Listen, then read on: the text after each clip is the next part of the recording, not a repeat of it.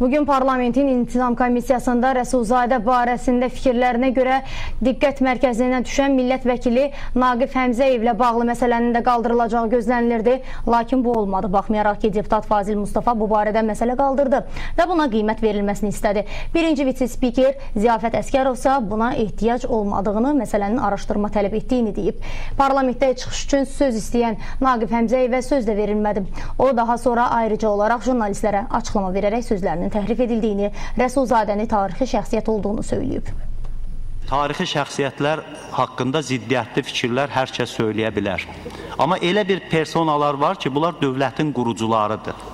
Dövlətin qurucusu olan şəxs haqqında Azərbaycan vətəndaşı hansısa negativ bir fikir səsləndirirsə, demək bu ölkənin vətəndaşı olmaqdan məmnunluq duymur. Çünki onun qurduğu dövlət. Çünki 18-20-ci ildə dövlət bizim konstitusiyaya görə biz onu bərpa eləmişik. O yazır ki, mən belə söz deməmişəm, deyə də bilmərəm. Çünki Cumhuriyyətin qurucularından biri haqqında belə söz demək mənə yaraşmaz.